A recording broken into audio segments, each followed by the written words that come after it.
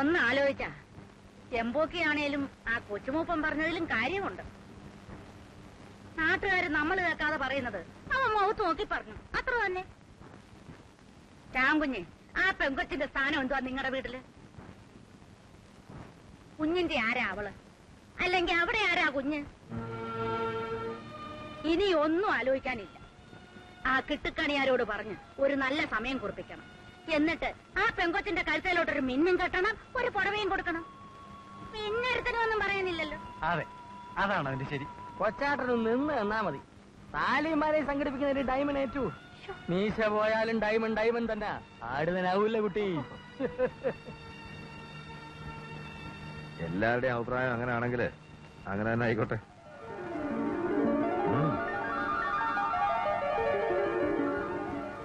എല്ലാരും കൂടെ അങ്ങ് സമ്മതിച്ചാ വേണമെങ്കിൽ ഈ കൂട്ടത്തിൽ എന്റെയും കൂടെ അങ്ങ് നടത്താമായിരുന്നു. ഒരു പാഴ്ചെലവ് വേണ്ട. പാട്ടെലവ് വേണ്ടേ? താൻ എന്നെ വാങ്ങിക്കേ. ഒരുമാതിരി പെരിച്ചാഴിയെ പോലെ തുറന്നു വരണം. എന്റെ സ്വഭാവമാണ്. പറഞ്ഞില്ലെന്ന് വേണ്ട അല്ലേ? ഒന്ന് മാറിയുന്നേരണേ, ഒന്ന് മാറിയുന്നേരണേ. ആഹാ, ഇങ്ങനെ ഇവിടെ നിന്നാ മതിയോ? അങ്ങോട്ട് കേറി ഇരുന്നാട്ടെ. നാസരിച്ചേട്ടാ, ആ ജാനുത്തള്ളയും കാർത്തി ഇവിടെ. ആ കാർത്തി തള്ളയും ഞാനും ഇവിടെ. മുഹൂർത്തത്തിന് സമയമായി. പെണ്ണിനെ ഇങ്ങോട്ട് ഇറക്കി ഇവിടെ. ആ വായിക്കേ. ആ കുഴലിന് കുഴപ്പമൊന്നുമില്ല. വായിക്ക് വായിക്കേ.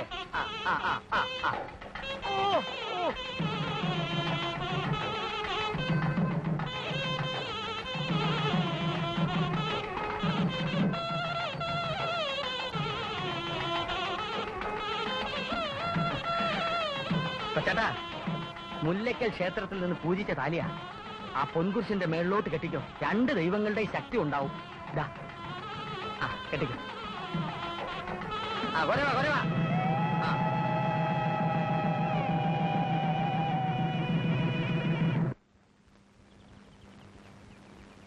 ബോട്ട് കട വന്ന് ഇറങ്ങിയപ്പോ കേട്ടു നിന്റെ കല്യാണം കഴിഞ്ഞു.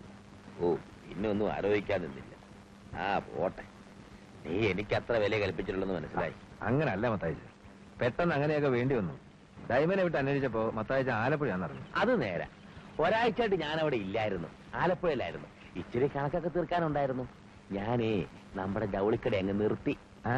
ഓ, കടം കൊടുത്ത് കട നടത്തി കടക്കാരനാവുന്ന എന്തിനാ? ഞാൻ കടയങ്ങ് പൂട്ടി. അതൊക്കെ പോട്ടെ, ഏതാ പെണ്ണെ? അത് ഒരു ക്രിസ്ത്യാനി കൊച്ച. എടാ വമ്പാ, അപ്പൊ നീ മതമൈത്രി നടപ്പിലാക്കി. ഇത് വെച്ചോ, അണ്ണാച്ചി അന്ന് വിട്ടതാ. വസ്തു കൊടുത്തന്നെ ബാക്കി. ഒരാഴ്ച ചുമന്നുകൊണ്ട് നടക്കുക. പിന്നെ നുള്ളിപ്പെറുക്കി കളയാതെ വല്ല കൃഷിയോ കച്ചവടമൊക്കെ ചെയ്യേ. പണ്ടത്തെ പോലല്ല, വീട്ടിൽ പെണ്ണൊരുത്തിയുണ്ട്. നാളെ കൊച്ചുങ്ങളും ഉണ്ടാവും. അവസാനം വെള്ളം കുടിക്കാടിയാക്കരുത്. മതി മതി, വീട്ടിൽ ചെന്നാ ഊണ് കഴിച്ചിട്ട് പോവാം. നടക്ക. വീട്ടിൽ വരാതെ പോവാനോ? നിന്നെ കുടുക്കിയ മിടുക്കത്തി പെണ്ണിനെ എനിക്കൊന്ന് കാണണം. വാ വാ, ദേ ഒന്നിങ്ങോട്ട് വന്നേ. നാണമൊന്നും വേണ്ട, വളരെ വേണ്ടപ്പെട്ട ആളാ. ഒന്നിങ്ങോട്ട് വന്നേ.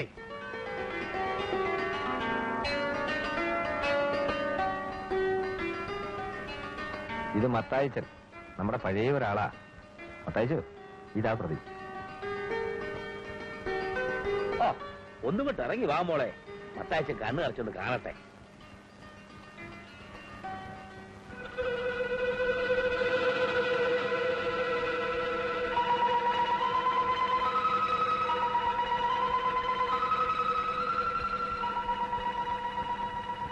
കുഞ്ഞെന്നെ കണ്ടിട്ടുണ്ടോ? എന്നാ കുഞ്ഞിനെ എനിക്കറിയാം.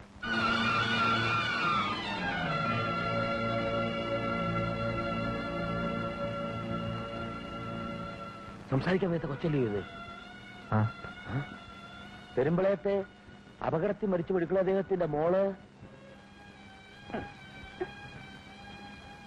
ഒളിക്കാനൊന്നും നോക്കണ്ട. കുഞ്ഞിന്റെ തറവാട്ടിലെ അടുക്കളക്കാരിയായിരുന്ന ഏലിച്ചെടുത്തിന മോനാ മത്തായി. കഴിഞ്ഞ കൊല്ലം ഞാൻ വീട്ടിൽ വന്നിരുന്നു. എന്റെ അമ്മച്ചി മരിച്ച പിന്നെ വല്ലപ്പോഴും അവിടെ വരുന്ന എന്നെ എങ്ങനെ കുഞ്ഞു ഓർക്കാനാ? പക്ഷെ എനിക്ക് മറക്കാൻ പറ്റുമോ? ചേടാ, എനിക്ക് അന്ന് വന്ന എന്റെ അദ്ദേഹത്തിന്റെ കുഞ്ഞിനെ എനിക്ക് മറക്കാൻ പറ്റുമോ?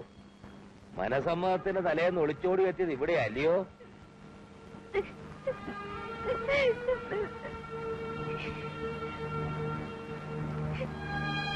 മത്തായിച്ച വന്നേ.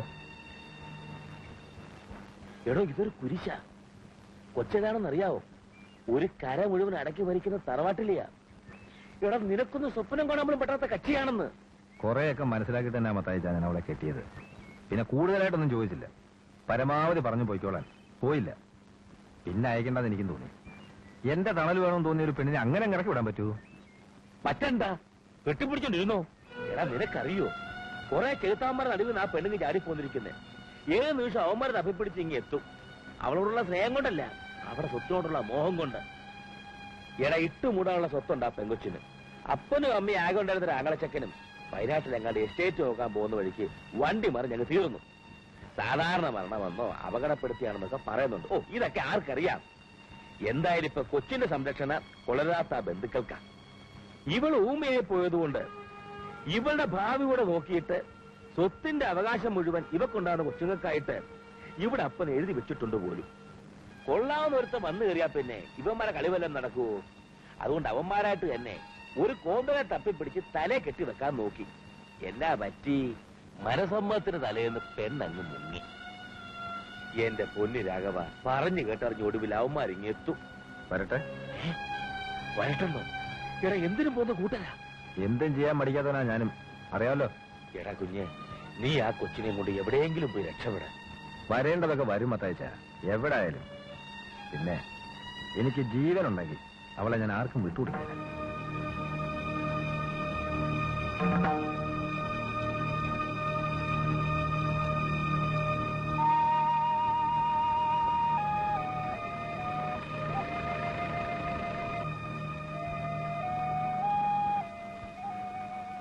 എനിക്കൊന്നും സംഭവിക്കില്ല, അങ്ങനത്തെ പേടിയില്ല. പേടിയൊക്കെ നിന്നെക്കുറിച്ച് ഓർക്കുമ്പോഴാ. ഒരു രക്ഷപ്പെടലിന് വേണ്ടിയിട്ടാ നീ എന്റെ കൂരെ വന്നു പെട്ടത്. അതറിഞ്ഞുകൊണ്ട് തന്നെയാണ് കൂടുതലൊന്നും ചോദിക്കാതെ നിനക്ക് ഞാൻ അഭയം തന്നത്.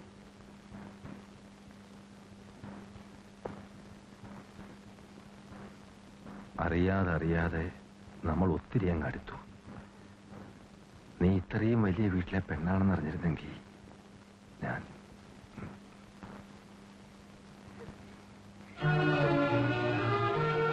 ജീവിക്കാനുള്ള ആശ നഷ്ടപ്പെട്ട ഞാൻ ഈ കരയെ വന്നടിഞ്ഞത്. മറ്റുള്ളവരോട് വാശി തീർക്കാൻ മാത്രമാണ് പിന്നെ ഞാൻ ജീവിച്ചത്. അതിനിടയിൽ എപ്പോഴും നീ വന്നു കയറി. ഇറക്കി വിട്ടിട്ട് പോവാതെ നീ എന്റെ കൂരയിൽ തന്നെ നിന്നു. അപ്പൊ തൊട്ട് പിന്നെയും ഞാൻ സ്നേഹിച്ചു തുടങ്ങി. ജീവിക്കണമെന്ന് തോന്നി. അതിന് സമ്മതിക്കില്ല എന്ന് വെച്ചാൽ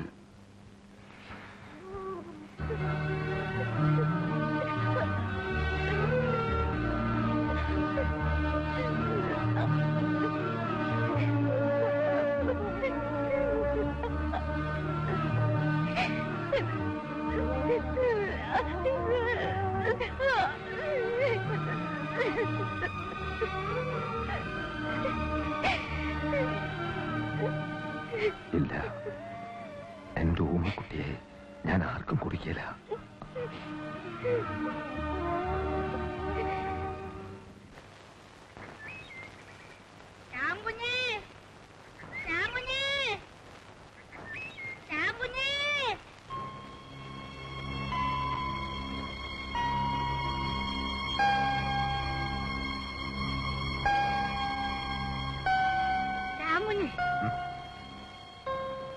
എന്താ ഉള്ളേ?